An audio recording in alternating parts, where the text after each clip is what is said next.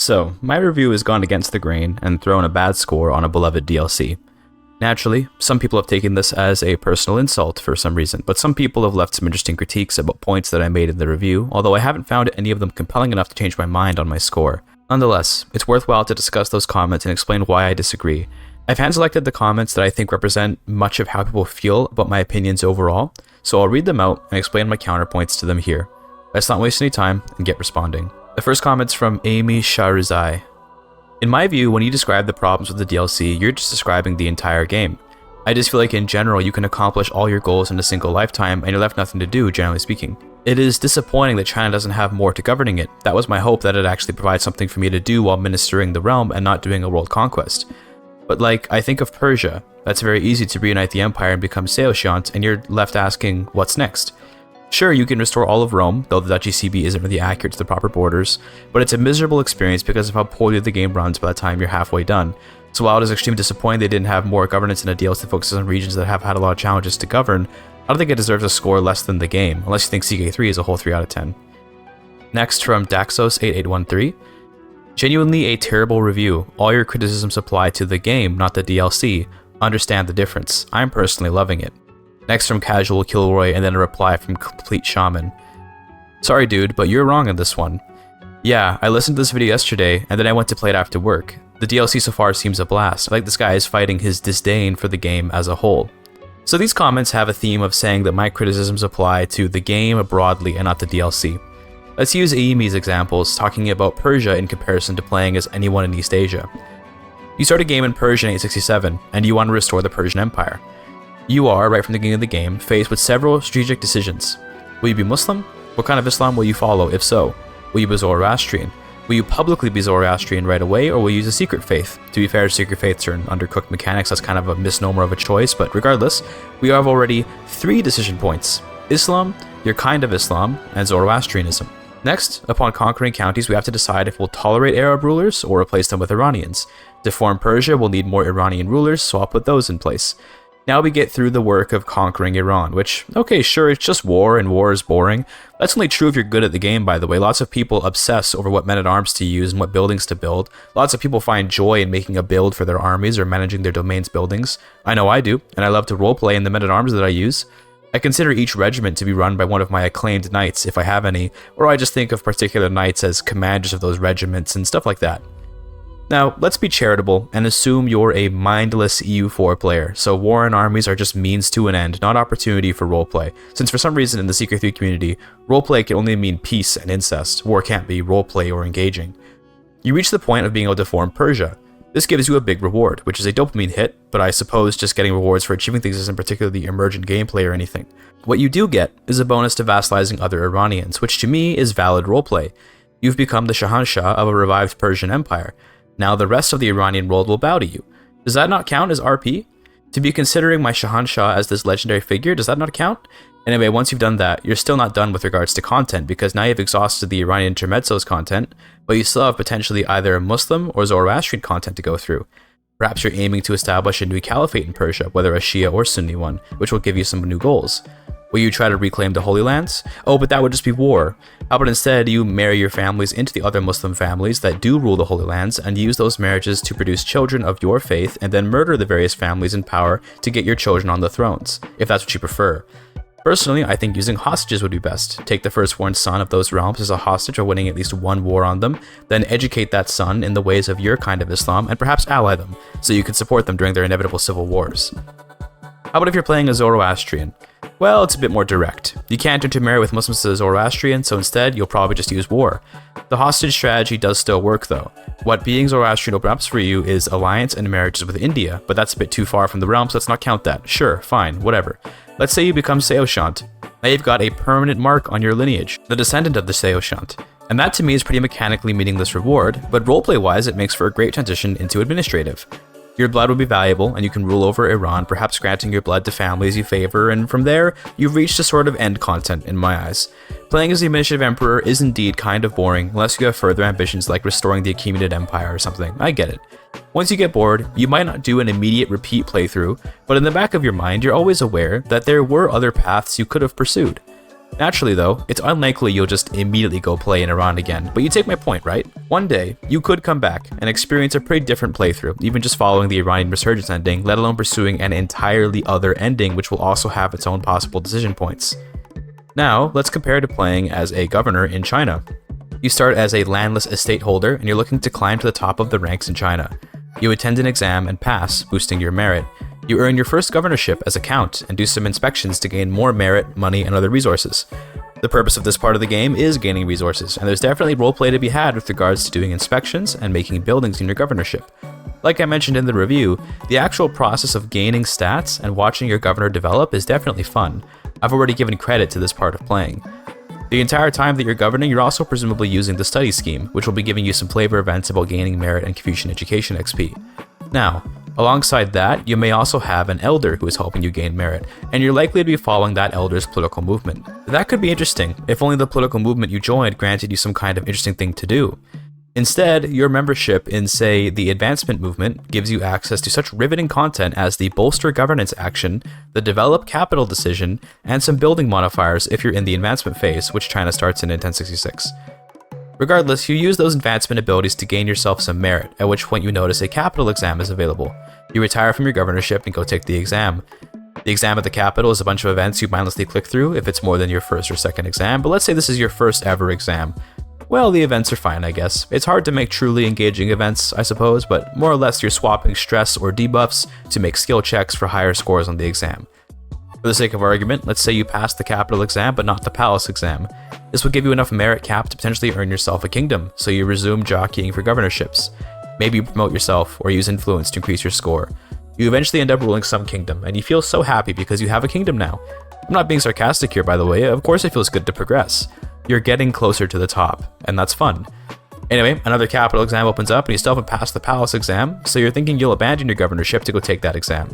It hurts to leave your kingdom behind, but it must be done if you want to reach an empire or the legendary minister role. You're now on your third exam of the game perhaps, as you did a local exam, a capital exam, and now you're doing the palace exam. Maybe you're starting to feel a little tired of them, maybe not. Regardless, you pass, and now are eligible for empire tier titles thanks to all the merit you built up while being a governor of a kingdom. By this point, I'm going to say you're maybe 40 years old and you've got another 30 years or so left of life. You probably have a few kids and you've been managing them, sending them to children's exams. Again, this is fun. Managing the kids, finding them elders, perhaps even picking out some mentees yourself. The purpose of mentees is to help spread your political movement while also getting yourself some merit if you still need any. What you'll begin to notice, if you're interested in political movements, is that the point of them is to become movement leader so that you unlock the shape the dynastic cycle decision. This lets you spend influence to add progress to the cycle of your choice. Now, if you're part of the advancement movement, you probably will be trying to push away tension, assuming you're in the advancement cycle right now. If you were an expansionist, maybe you'd be pushing towards expansion cycle instead. Regardless, 50 catalyst points on a 10-year cooldown means that assuming you're clicking this button every possible time, and you live to be about 80 after getting political leadership at 30, you'll be able to add 250 catalyst points to the cycle. Now look, that's okay because, yes, dynastic cycles are slow, but where I have a problem, and my review emphasized this over and over with other things in the DLC, as it's a pervasive issue, this is the peak of your ability as movement leader. This is what you do. You click this button. The other thing is making a movement petition to change the law in the Empire. That's it. That's the peak of political movement content. There are no more powers to be had from being the leader of a movement. That is my problem, guys. It's that that's all you do, and it's just buttons that you click, nothing particularly proactive. Regardless, you ignore those mechanics, thinking that maybe you just haven't spent enough time learning how they work to get why it feels boring. Push the potential negative thoughts away, refocus on the fun. We're climbing to minister, baby. You get yourself an emperor tier governorship, and you're taking in the cash. You're all powerful, and from here, you're thinking maybe you'd like to become the Huangdi. You look around for options, and you do find the depose scheme, which requires a lot of things that you will not be able to make happen. Good luck getting the Huangdi to level 3 legitimacy. Also, you have to wait for tension. Oh, and you have to be a powerful family. To be fair, I think these are all relatively fair requirements, but the issue is that if you're a very influential person in the Empire, you have no power to move the cycle to tension in accordance to your strength. Your best move is to assassinate the Emperor and his family over and over, which means only intrigue characters can reasonably expect to rush the collapse of an empire. Regardless, again, you push aside your desire to become Huangdi. Perhaps you want to be a minister. Eventually, you become the Minister of Works, thanks to your high stewardship. So you dive into your decisions and character interactions to see what you can use your illustrious powers to achieve. Guess what, buddy? Your only action as Minister of Works is to use the developed community's great work. Maybe that great project is fun, right? Well, it's a money sink, and to be fair, CK3 has needed money sinks for a long time, so in that sense, that is good. Now, what are your rewards for developing communities? Every county in a duchy gets a tiny little development bonus, plus cheaper construction and popular opinion. Okay, lame, you probably don't care. Every holding gains or upgrades a building. That sounds pretty cool, I guess. So you maybe use your power as Minister of Works to upgrade land held by some of your kids that may have acquired some governorships in your time raising them. Again, this is good. It's a start. Next, you can fund the project, which rewards you with merit and influence. Well, the merit is pointless. You're probably already tier 1 by this point, but let's say you're tier 2. Then okay, a little bit of merit. You could get some influence too if you do another contribution. Great, sounds good. So you do this, and you're thinking, wow, my first act as Minister of Works. What else can I do while I wait for this great project to complete? Nothing. The answer is nothing. There's nothing else you can do. This is the peak of governing in China. But look, you refuse to see this lack of content. You check out other ministers, and you find out the Minister of Personnel can force governors to retire without refusal. Ah, see, now that's power. The Minister of Works sucks, but this minister is where it's at. Oh, it turns out that you have a 5-year cooldown and it costs a lot of influence to do. Wow, amazing. Every 5 years you can make one person step down from their post at a huge influence cost, by the way. Don't forget, influence is difficult to generate. It's the one resource that you should keep close to your chest, and you can throw it away on making one person retire every 5 years. I would go through all the other ministries, but they're all kinda like this, except perhaps the Grand Chancellor, whose ability to move the cycle forward when put into the context of being one of the very, very few ways to do so becomes valuable. To be clear, that is only valuable in this world where catalysts are so difficult to get. But once again, you push that aside. Maybe you just don't get ministers. You're missing something. It must be that. Instead, you'll shift ambitions to being an emperor and gaining independence to fight against the Huangdi and forge your own realm in China, and one day claim the mandate of heaven by war. You make your independence faction, and you realize you'll need 500 influence to get one person into the faction. Just one. Now look, there are ways to generate influence in the game, but you'd think that influence would be a resource you gain based on how influential you are in the realm, and that your influence would increase as you gain governor ranks. Well, all governors have a base influence gain of 1. That's right, you'll need to spend decades building up your estate's buildings to gain influence, rather than being able to just gain actual power in the realm. Your influence is determined solely by the boolean of being a governor or not being a governor, and by having estate buildings. Oh, that and random events, or hosting exams. So that means you'll be hosting a whole lot of exams, and getting real damn bored of those real fast. Regardless, let's rewind a bit and ask where our strategic decision making is in here. In the Iranian intermezzo example, we were deciding between a choice of faith, an ending to pursue, and how to achieve certain end goals like getting holy sites or restoring the Seoxiant. Here in China, you can pick a faith, but because everyone here is righteous to each other, you're deciding between faiths based on what those faith tenets give you. Most of the Buddhist and Taoist faith are deeply unflavored, and to be fair, Confucianism has some interesting stuff going on, like being able to do inspections for piety and getting hooks on kids. To be clear, those two things are leagues below something like Zoroastrianism with its decision to become Seoxiant, but that's a matter of taste, so I digress. The only faith in this region with a similar sort of interesting path to follow is Maitreya Buddhism, which can take on the mantle of Maitreya, and that decision is actually kind of cool. Keep in mind, it'll make everyone hate you, but again, cool, interesting decision, that is absolutely the kind of thing I want to see more of. In terms of comparative decision making for the governor, you can decide between being a civilian or military governor, and you can decide between the political movements, which give some token modifiers and throwaway decisions like develop the capital. Look, no matter how you squeeze it, and people sure are squeezing, there's no content here. You might feel like there is because of these snazzy UI elements. You might feel like there's more going on here because you've simply failed to unravel it all. Your mind is creating ghosts to pursue that make you think there's more content here. Guys, this is it. I've outlined just now everything to do in China as a governor. To be clear, the Huangdi has it even worse.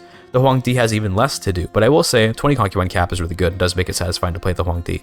Like, don't get me wrong guys, the little things are nice, and I won't act like they don't matter.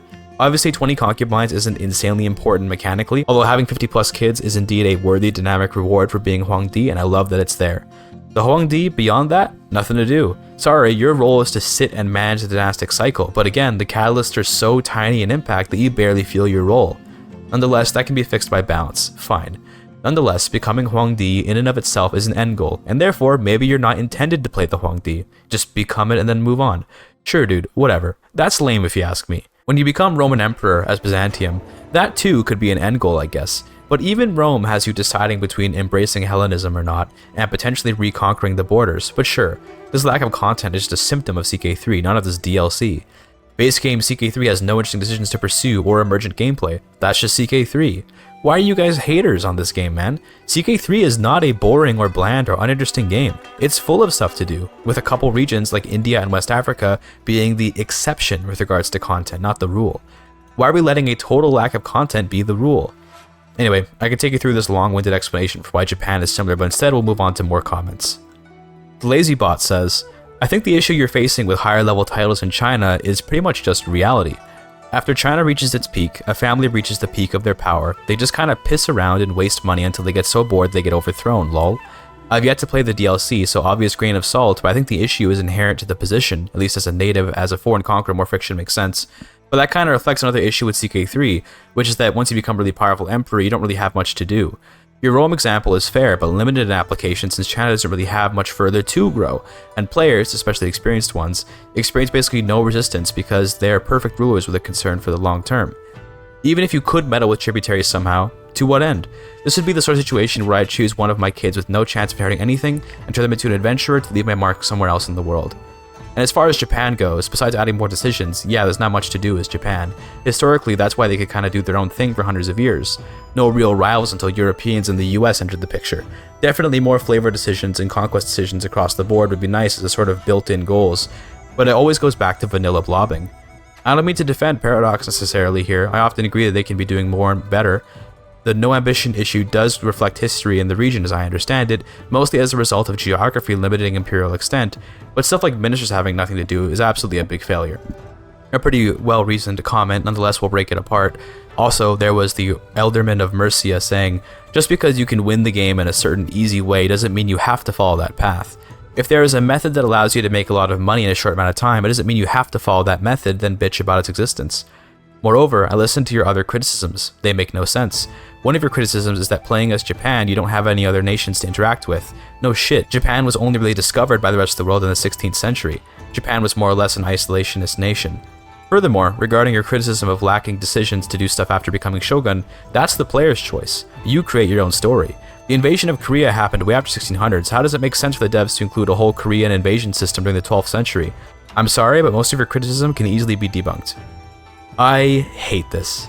God, I hate this argument. You know what happened historically? The Celts never reclaimed Britannia from the Saxons. Why does the game have a decision for that? That's weird because historically that didn't happen. Historically, the Scandinavians should convert to Christianity, so if there were no way to reform Asatru, why would you be complaining? Historically, that's not what happened. God, what a crap argument. What a horribly reductive way to look at CK3. Yeah, dude, Japan was in isolation for most of its history. Well, in EU4, you can drag Japan out of isolation and even convert to Christianity. Okay, in CK3, you can become Christian Japan too, but that aside, you can do ahistorical things. To be very clear, I'm not saying that Japan needs a Conquer Korea button, but instead that Japan needs reasons to continue engaging in its content after becoming shogun. When you play as the Byzantine Emperor, you keep playing because maintaining your power is difficult thanks to the instability of that realm, and you keep playing because you have decisions to click, and things to do, and cultures to manage, and faiths to manage. When you play as the Holy Roman Emperor, you continue playing because you can dismantle the Byzantine Empire, or because you can try to get enough prestige to revoke princely elective succession from your title and turn the HRE into your personal empire. I really don't think that, historically Japan was isolated is at all a good reason for them to be boring more than anything. If a nation is steeped in peace, stability, and has little outside threat, then there needs to be something to engage in which makes that lack of conflict still interesting. For example, the mandala system, which is something I very much so enjoyed in this DLC, is a system where you don't need conflict to be entertaining. You use your piety to gain power, and you pursue goals based on your aspect. And only one of those aspects is war-based. Mandala is a solid model for at least a minimum level of stuff to do. The problem with Mandala I had was that once you did achieve the peak of Mandala power, you didn't have too much more to pursue. But that was a very minor gripe given how pursuing the Mandala peak was itself an enjoyable experience. Anyway, my response to the comments talking about history is that you're just wrong. These are games steeped in ahistorical outcomes, and if you think Japan should be boring because Japan was boring in real life, then you're both disrespecting Japanese history, which is certainly not boring, and you have a bad opinion about how games should work. This is a game. It should be fun, not boring. Next comment. Not Name says this. CK3 is not about blobbing, it is about characters, roleplay, and dynastic feuds. All I have heard in these 34 minutes is not enough boosts and objectives to conquer, and feasts and friends, boring. That being said, Paradox could add more content indeed. So this comment is correct, CK3 is about roleplay. Okay, so go roleplay in China, or roleplay in Japan. Japan is a better example of this, since there is more RP to do. I enjoyed playing a loyal Ritsuryo hunting down unlawful Soryos, and I mentioned that explicitly in the review as an example of something that I like. That playstyle was fun to engage in, and unique, centered on RP for sure. To all the people talking about how RP is so important, which it is, I'm here to inform you that mechanics inform RP. When my knight has 30 plus prowess and becomes an acclaimed knight, that is mechanical support for why this knight is important to my realm. I might, as part of my roleplay, grant that knight some land later on once he's older and no longer as skilled of a knight. That part isn't supported by mechanics, in that a knight will mechanically serve you for their entire life and never complain about a lack of reward. Nonetheless, the mechanics inform the RP. So what mechanics in China will inform my RP? At my best, charitable look at it, your political movements can support RP, in that if you join the conservative movement, you're likely to combine that with settling down on a particular governorate and ensuring that your family always inherits there. You'll be locking yourself off from an immense amount of China's content by essentially stopping engaging with its main mechanic, but more importantly, you have very little ability to ensure a lineage in one governorate due to how things work in China. In Byzantium, you assign influence to a character's inheritance score on a particular title, whereas in China, gaining appointment score is applied to all titles and then capped by your merit rank. That cuts out that potential for RP, where in this case the mechanics actively fight against your RP. Maybe you want to do a lot of war as an expansionist. Well, you can do that and conquer your fellow governors, at least if you're in the tension phase. This to me is fine. You could go about subsuming all the governors and then try to depose the Huangdi, except you could rule the entirety of China as a governor if you did indeed go to war over and over and over, but you still would need to wait for tension to be able to even declare internal wars. And remember, you have very little influence over the cycle, even as the emperor, and in order to become Huangdi, you'll need to depose them, which requires legitimacy to be below level 3 and for you to be a powerful family. Your other option is to gain independence, then seize the Mandate of Heaven, which you can spend immense influence on to convince people to join your movement, but influence generation is only influenced by your estate buildings. So even if you're a highly talented, powerful ruler, you'll be getting influence about as fast as everyone else is. Do you see my problem here? The mechanics are not informing, but in fact are hindering the roleplay. I love roleplay in CK3, but this DLC fails to inspire it in just about every case, with some exceptions, like a handful of playstyles in Japan, and for the mandala, which I think does indeed encourage roleplay. Anyway, I'm going to respond to some miscellaneous top comments now with issues that I believe I can address in a more or less rapid succession. Grazit says, I would just like to point out that Paradox's current DLC model is almost 100% guarantee this will continue to happen. You cannot set preset dates in developing this stuff when you haven't even figured out what it's going to be. It's always going to be half-baked because it's on schedule to be finished by a certain date, not to finish the product. I have not been impressed with much of CK3. I've got every bit of non-cosmetic and musical DLC for it, and none of them have been what I would call good.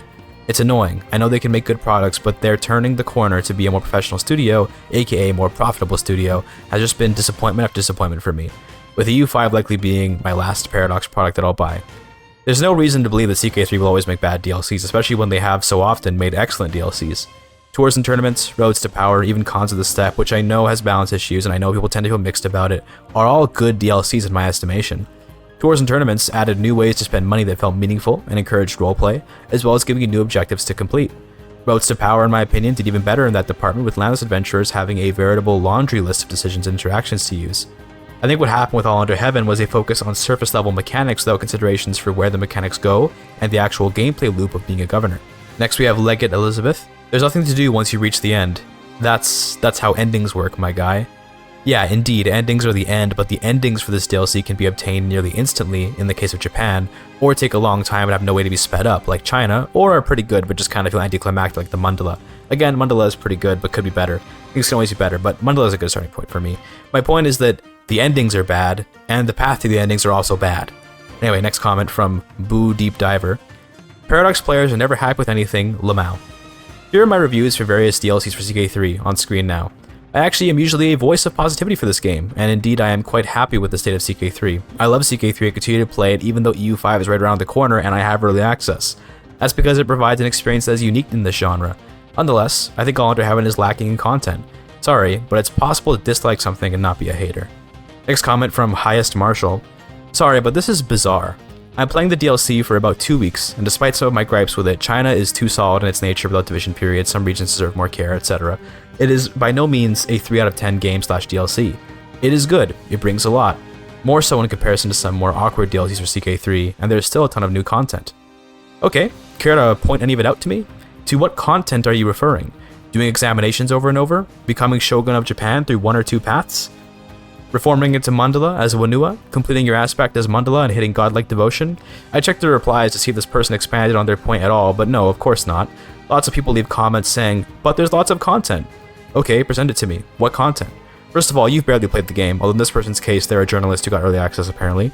Okay then, you of all people should be able to say what the content is, but of course they don't. There was another example of a comment like this where Coronavirus said, I really hope no one listens to this review. This DLC does add vast content, differing playstyles, and is overall hugely enjoyable. This guy's critiques are seemingly just his fundamental issue with the game in general, lack of in-game content, government systems, etc., and feel like they do not reflect the massive leap forward in quality this DLC is. Considering his previous comments here about him preferring the Legacy of Persia should be all you need to know about how poorly thought out his opinion is, and just overtly hypocritical, especially considering his comments about the endgame content, of which Legacy of Persia DLC is absolutely none. Naturally, no comments of this ilk are ever capable of explaining what the content is, just that there is content. Tell that to the Shinto faith with 3 base game tenets, and Jurchen culture with only base game traditions. Tell that to Yashima, a unique tradition for Yamato culture that's just a reskin of mountain homes. Go ahead. Legacy of Persia had several struggle endings, it had faiths with endgame content, it had reasons to pursue further conflict as I outlined in the first chapter of the video. Legacy of Persia has far more going on in just Persia than All Under Heaven has going on across all of its regions. Next we have The Spectacle is Capital saying, unfortunate but not surprising to be honest. I feel like this was the predicted result of most people who weren't that excited for the DLC. Map expansion, while the game still lacks meaningful depth after any game lasted more than 3 characters, was inevitably going to result in something very wide but shallow. There's no reason to be so despondent about the game. Obviously CK3 has had very good DLCs at times, so we know the developers are more than capable of making high quality stuff with interesting content. Is it expected that some regions will have less love than others? Of course. I mentioned in my review that Wonua is clearly a government that got entirely brushed over, and it's quite clear that there was little put into the Philippines or Borneo among other places. Yeah, duh. Those are very obscure regions. Sorry to the Bornean and Filipino viewers, it is what it is. Paradox is definitely capable of more, and I think they actually did put effort into this DLC. It's not a lazy DLC, it's poorly designed in my opinion. Hard work does not always translate to better outcomes if the hard work is not put into something with a good idea to start. To me, the Japanese system and the Chinese systems are simply poorly thought out when considering their actual gameplay. Feels to me like a lot of coding, a lot of ideas, and a lot of concepts are put into place and developed without any actual playtesting. Next we have Seishun saying, I think this review can be summed up as, I am not happy because I had unrealistic expectations. Man, this is a CK3 DLC that extends the map and, let's be fair, puts some content on top of it. There will be mods and further DLCs that will pile even more content up, and the region will become more unique. But if you were somehow expecting that one DLC that you get as part of a €43 package, or cheaper on sale, will somehow magically transform the whole gameplay into something extraordinary, duh. So a DLC should be ranked as good because it can be fixed by future DLCs. That's not how that works at all. First of all, Paradox has a policy of not building DLCs to be dependent on older DLCs, at least in recent years. I know back in CK2 and in EU4 they were quite happy to have DLCs be dependent on other DLCs. But I'm telling you now, with Paradox's current DLC system, the Chinese system will only, at best, receive free updates for balance or perhaps minor updates here and there. There will not be a China DLC unless that DLC actively supplants All Under Heaven, in which case it's just an admission that this DLC was lackluster. My expectations were not unrealistic. I knew that China and Japan would get the lion's share of the content, and that Indochina's monolith system would get some attention, but that for the most part, the rest of the regions would get nothing. You don't see me docking points because of Wonua. Wonua could have just been tribal and it'd still be a 3 out of 10 DLC for me. The fact that Korea's meritocratic government and the Jin Dynasty's meritocratic Khanate governments are both just worse versions of China isn't why I dislike them. It's because China's government is itself flawed, and those flaws carry into those governments. You could have made the Jin nomads or tribal and made Korea feudal, and it'd still be a 3 out of 10 DLC. Japan's problem is how little there is to do, despite the fact that Japan is one of the focuses of this DLC. Anyway, with that, I think I found most of the complaints and addressed them. If you feel you have a unique reason to call my review bad, then leave a comment here or join my Discord and just ping me. We can talk about it there. If there are enough comments in this video or in the Discord to warrant another response video, I'll do one.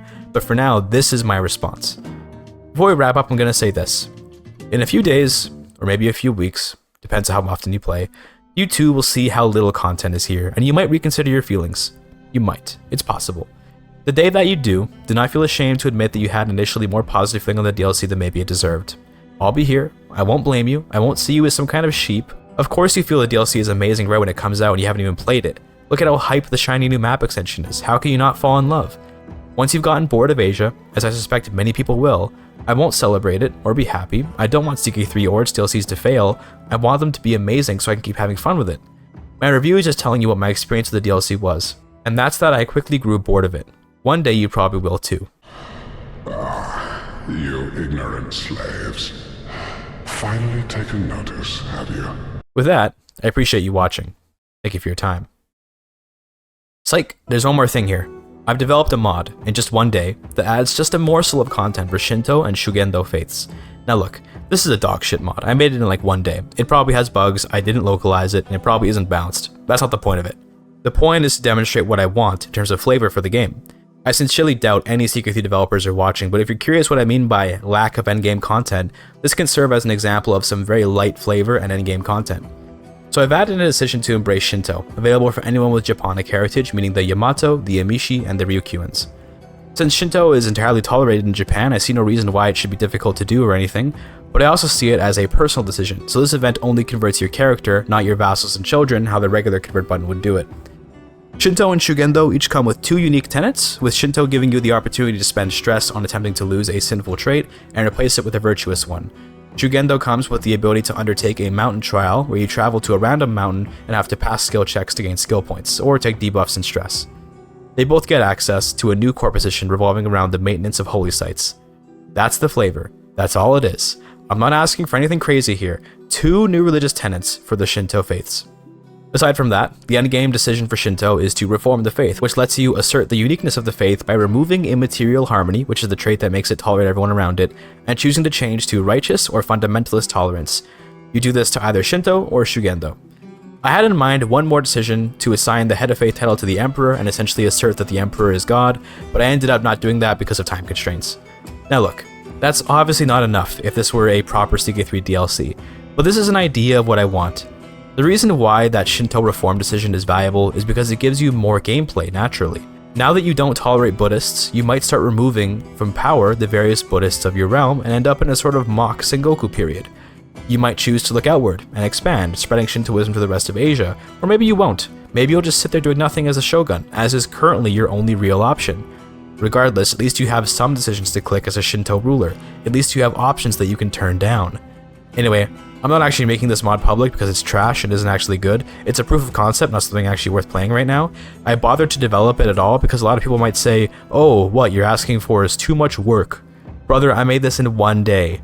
I did. I'm a terrible modder and I'm not paid to do it.